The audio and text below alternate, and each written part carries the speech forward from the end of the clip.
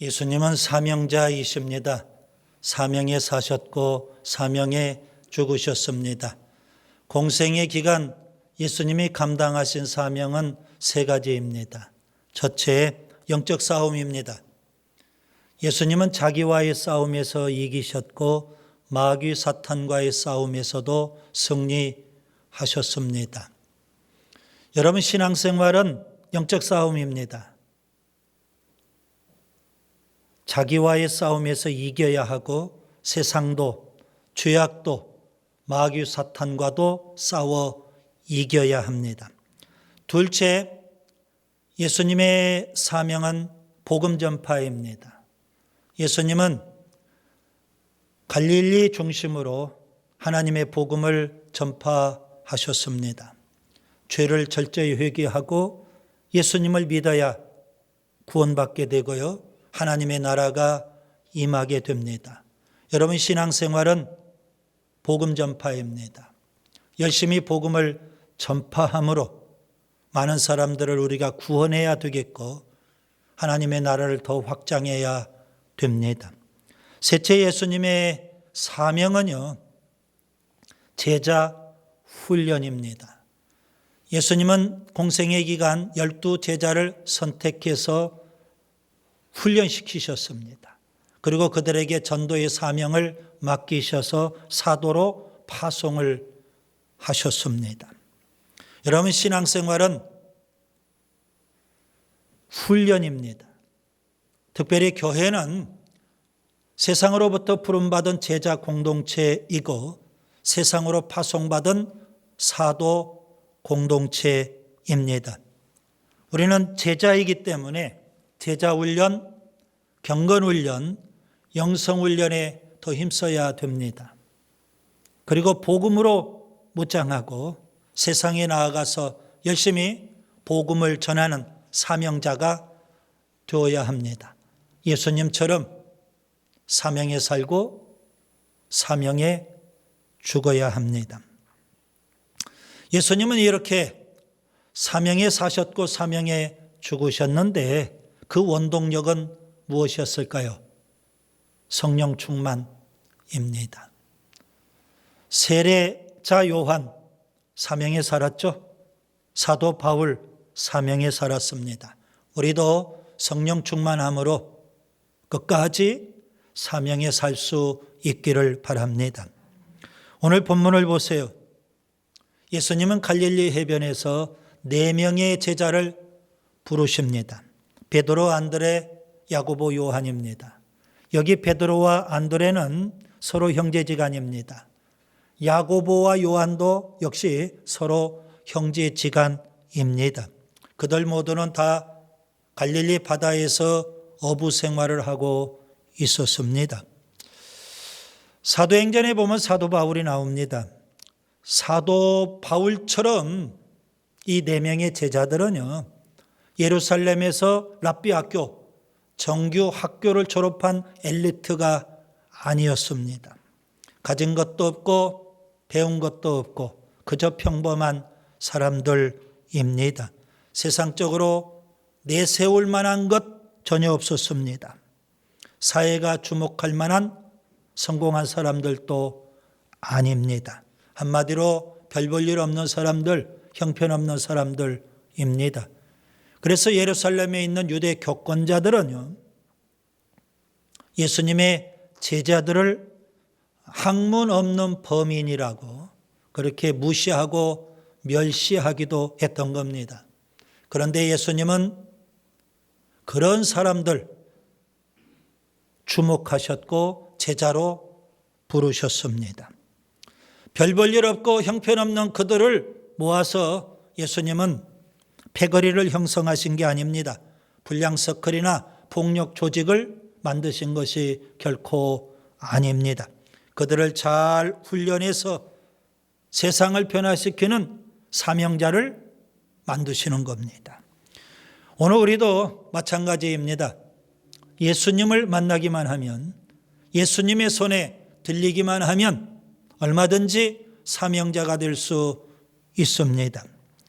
여러분, 형편없는 돌멩이이지만 위대한 조각가의 손에 들리기만 하면 아주 좋은 예술작품이 탄생하는 것과 똑같은 이치입니다. 사도 바울은요, 고린도 교회에 이렇게 편지를 씁니다.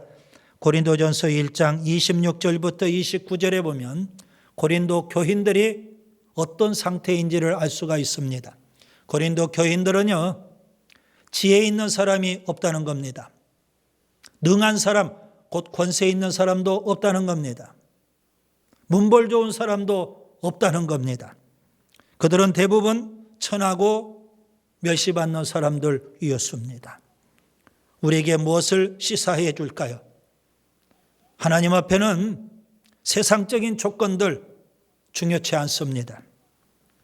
예수님이 제자를 부르실 때 세상적인 조건을 보고 제자를 부르신 게 아닙니다. 그들의 학력이나 그들의 재산, 그들의 의무나 그들의 신분, 이런 세상적인 조건을 보고 예수님은 제자를 부르신 것이 아닙니다. 여러분, 예수님의 제자가 되는 조건은 무엇일까요? 오늘 설교의 제목입니다. 제자의 조건입니다. 물론 가장 중요한 조건은 예수님의 부르심입니다. 예수님의 부르심이 없다면 제자가 될 수 없습니다. 오늘 본문을 통해서 특별히 내 제자를 통해서 제자의 진정한 조건은 무엇인지를 저는 세 가지 말씀드리려고 합니다. 첫째, 회개입니다. 여러분, 문맥을 먼저 보셔야 합니다. 오늘 본문 바로 앞에 예수님은 갈릴리에서 하나님의 복음을 전파하십니다. 때가 찼고 하나님의 나라가 가까이 왔으니 회개하고 복음을 믿으라. 예수님은 회개를 외치셨습니다. 마태복음 4장 17절에는 이렇게 외치십니다. 회개하라, 천국이 가까이 왔느니라. 그리고 나서 바로 이어서 4명의 제자를 부르신 겁니다. 무슨 의미일까요? 회개함이 없이 예수님을 믿을 수 없고 회개함이 없이 예수님의 제자가 될 수 없다는 사실입니다. 제자의 진정한 조건은 회개입니다. 예수님의 제자라고 하면서 죄를 품은 채 예수님을 따르는 제자가 될 수는 없는 것입니다. 예수님의 선구자인 세례자 요한을 잘 아시죠? 그는 회개를 외쳤습니다. 그리고 회개의 물세례를 베풀었습니다. 여러분, 세례자 요한이 회개를 외치고 회개의 물세례를 베푼 유일한 목적이 있습니다. 뭘까요? 예수님이 오시는 길을 곧게 하기 위함이었습니다. 달리 표현하면 회개함이 있는 곳에 예수님이 오신다는 겁니다. 역으로 예수님이 오시면 회개의 역사가 나타나게 되는 겁니다. 누가복음 5장에 베드로가 등장합니다. 그는 갈릴리 바다에서 밤새도록 그물질을 했지만 헛수고였습니다. 아침에 예수님께서 그에게 다가가셔서 말씀하십니다. 깊은 데로 가서 그물을 내려 고기를 잡으라. 베드로는 말씀에 의지하여 깊은 데로 가서 그물을 내렸고 그랬더니 그물이 찢어질 정도로 2배 가득 물고기를 잡게 됐습니다. 그 순간 베드로의 마음속에 감동이 옵니다. 나에게 말씀하신 그분은 보통 분이 아니야. 그리고 예수님 앞에 나와서 예수님 무릎 밑에 엎드려 이렇게 고백을 합니다.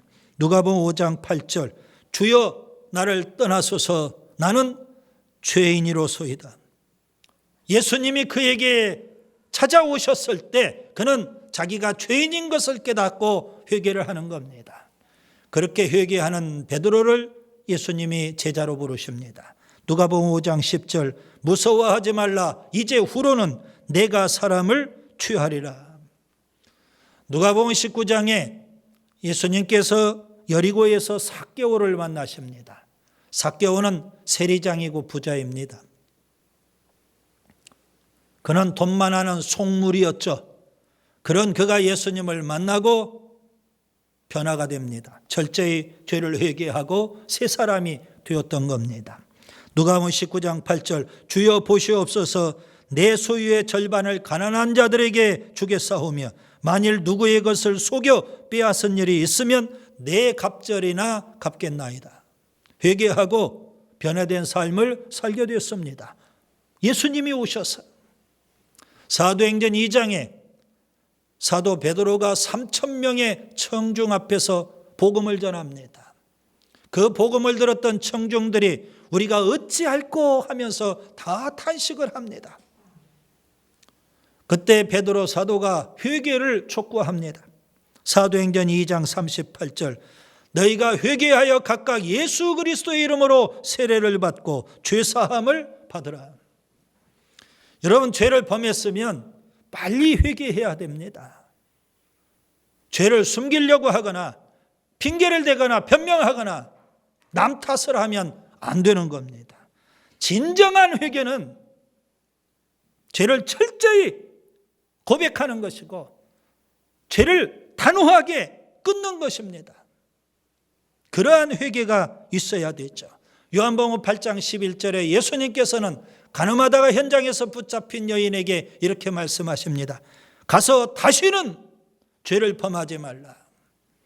회개했다고 하면서 여전히 습관적으로 반복해서 죄를 범하면 그게 무슨 회개가 되겠습니까?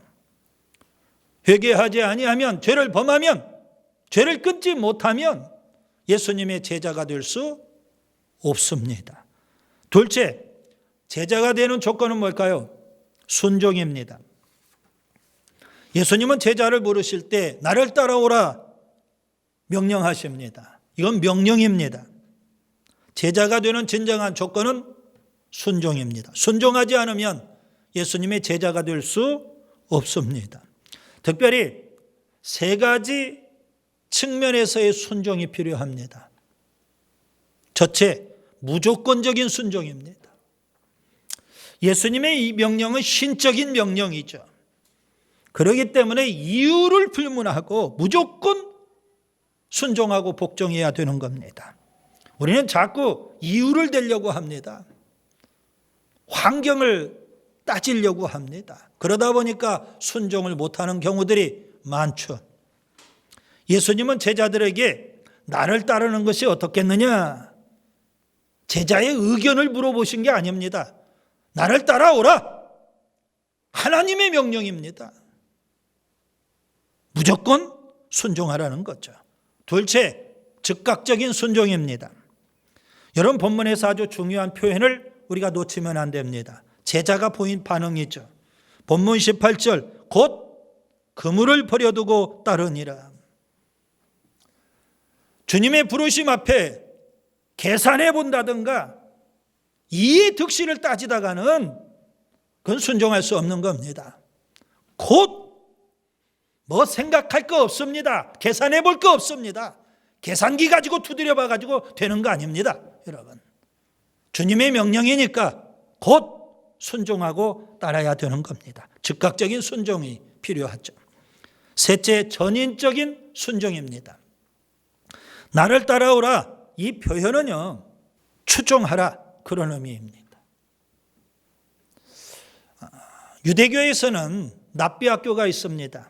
제자는 스승을 통해서 학문을 배우고 말씀을 배우는 겁니다.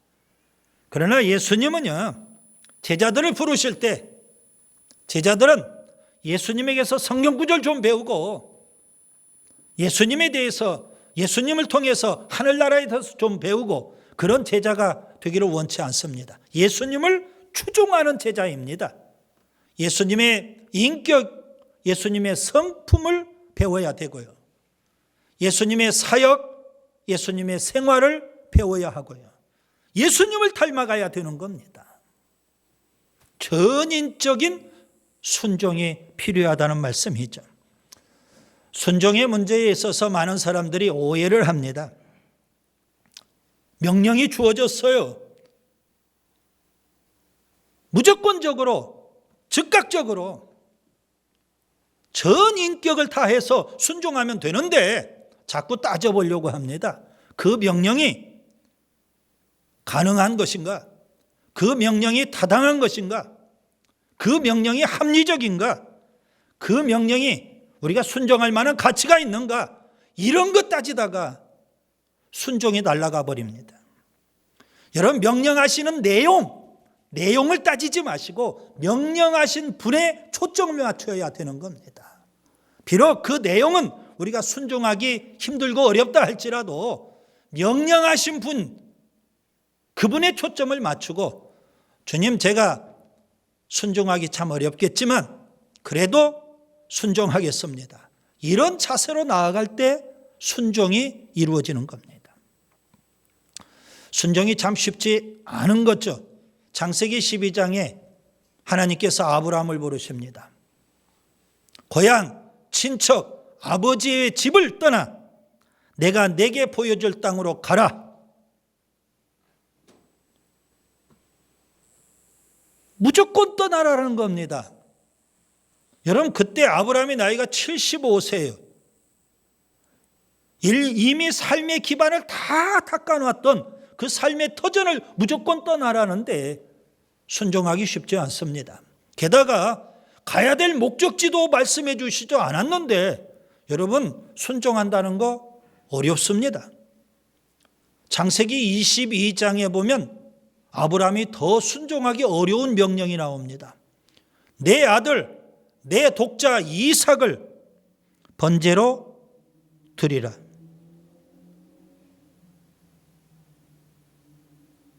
납득이 안 돼요. 이해할 수가 없어요. 그런 명령이에요.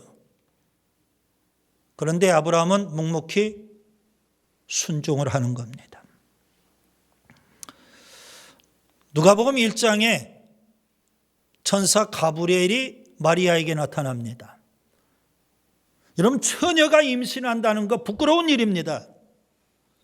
남자도 없이 그것도 성령으로 잉태한다는 거 도저히 이해할 수가 없는 겁니다.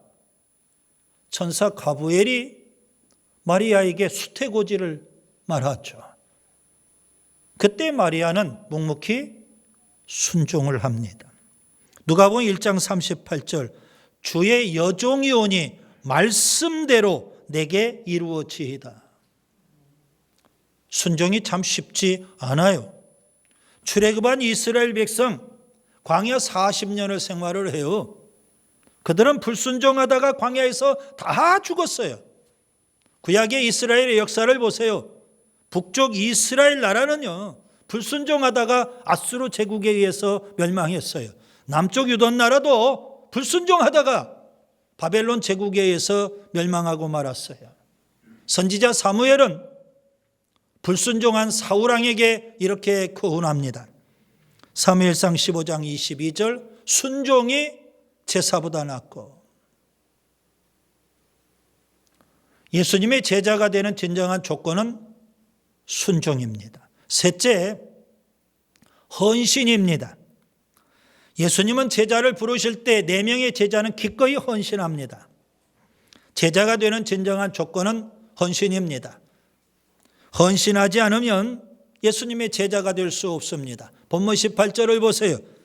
베드로와 안드레, 예수님의 부르심 앞에 그들은 그물을 버려두고 예수님을 따랐습니다. 본문 20절을 보세요.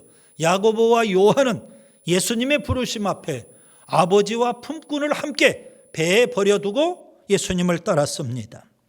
이 4명의 제자는 다 갈릴리 바다의 어부 아닙니까?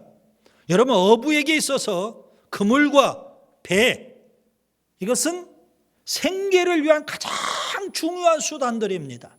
그런데 과감하게 그것을 버리고 예수님을 따르게 된 겁니다. 헌신이 필요하죠. 쉽지 않은 일일 겁니다. 그물과 배를 버려둔다는 것. 마태복음 9장에 마태가 나오죠. 예수님께서 마태를 부르십니다. 그때 마태는요, 세리였습니다. 예수님 당시에 세리는 죄인 취급을 받았어요. 왜 그랬을까요? 세리들은 로마 제국에 빌붙어서 유대인들에게 과도한 세금을 거두어 드리고 치부를 했던 겁니다. 그래서 죄인 취급을 받았는데요, 이 세리들은 애국심 같은 게 없습니다. 또 신앙심, 종교심 이런 거 없습니다. 오직 돈을 가장 귀하게 여기는 겁니다. 그래서 민족도 필요 없고 신앙도 필요 없고 돈만 되면 된다. 그래서 그들은 세리가 되었고 노마체국에 빌붙어서 돈만 탐했던 겁니다. 마태 세리였는데 예수님의 부르심 앞에 그는 과감하게 포기할 것 포기합니다. 돈을 내려놓고 그는 예수님의 제자가 된 겁니다.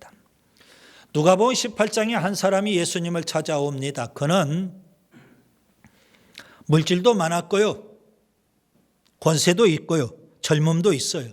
게다가 종교적인 열심까지 있어요. 부족한 것이 전혀 없을 정도로 많은 것을 소유하고 있어요. 남 부럽지 않을 정도로 성공한 사람이에요. 그가 예수님에게 질문합니다. 내가 무엇을 하여야 영생을 얻으리이까? 예수님은 그에게 계명을 지키라 말씀합니다. 예, 그것은 제가 어려서부터 다 지켜왔습니다. 예수님께서 흐뭇하게 생각하십니다. 그리고 한 가지를 요구하십니다. 누가복음 18장 22절, 내게 한 가지, 아직도 한 가지 부족한 것이 있으니 내게 있는 것을 다 팔아 가난한 자들을 나누어 주라. 그리하면 하늘에서 내게 보화가 있으리라. 그리고 와서 나를 따르라. 예수님이 그를 제자로 초청해 주셨어요. 그는 예수님의 제자가 될 수 있는 절호의 기회죠. 그런데 조건이 있지 않습니까? 예수님은 그를 제자로 부르시면서 헌신을 요구하시는 겁니다. 그는 결국 예수님의 제자가 되지를 못하고 예수님 곁을 떠나고 말았습니다. 예수님은 제자가 될 사람에게 이렇게 말씀하십니다.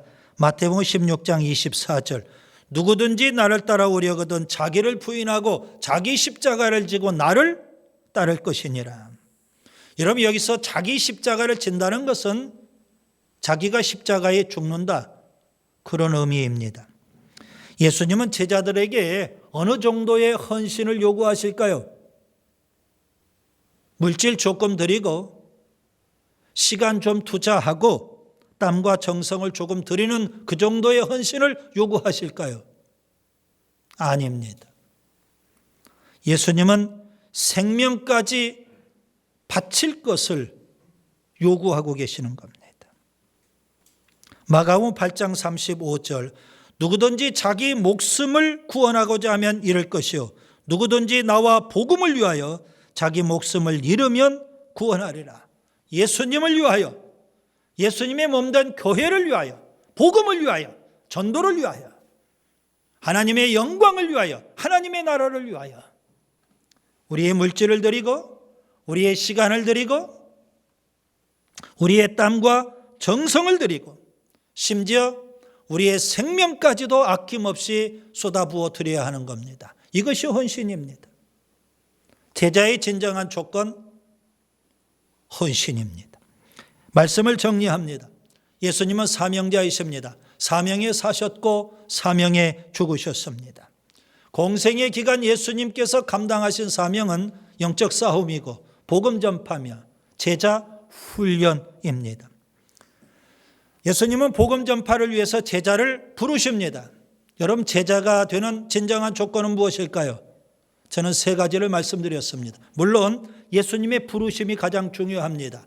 예수님의 부르심이 없다면 제자가 될 수가 없는 겁니다. 제자가 될 수 있는 세 가지 조건. 첫째, 철저히 회개해야 합니다.